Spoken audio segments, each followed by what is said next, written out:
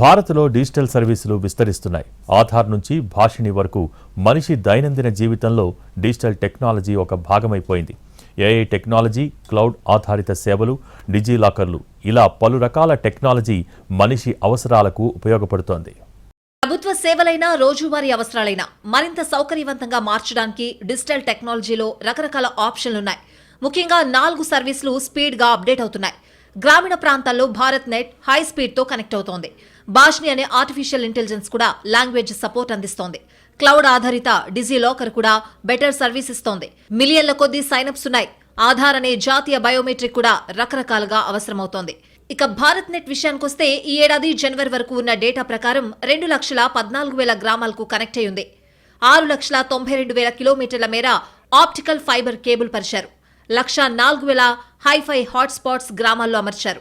భాషిణి గురించి చెప్పాలంటే ఇదొక ఆర్టిఫిషియల్ ఇంటెలిజెన్స్. 22కి పైగా భాషలకు సపోర్ట్ ఇస్తుంది. మిలియన్ల కొద్దీ ట్రాన్స్లేషన్స్ జరుగుతున్నాయి. భాషిణికి 50 వరకు స్టేక్ హోల్డర్స్ ఉన్నారు. క్లౌడ్ ఆధారిత సేవలందించే మరో సౌకర్యం డిజిలాకర్.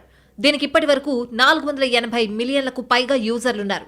10 బిలియన్ల వరకు డాక్యుమెంట్లు ఇష్యూ అయ్యాయి. క్లౌడ్ బేస్డ్ లాకర్లో ఏ డాక్యుమెంట్ అయినా సేవ్ చేసుకోవచ్చు. దీంట్లో 2024 వరకు 202 మిలియన్ల సైనప్స్ నమోదయ్యాయి. ఇక ఆధార్, దీని గురించి ప్రత్యేకంగా చెప్పాల్సిన పనిలేదు. ఇది మన జాతీయ బయోమెట్రిక్ గుర్తింపు కార్డ్. ఇప్పుడు ఇది నిత్యకృత్యమైంది. ఏ పౌర సేవైనా, ప్రభుత్వ సర్వీస్ అయినా, పథకాలైనా, ఇంకే గుర్తింపు కోసమైనా ఆధార్ని అథెంటిఫికేషన్గా చెప్పుకోవచ్చు. రోజుకు కొన్ని లక్షల అథెంటిఫికేషన్స్ ఆధార్ ద్వారా జరుగుతున్నాయి.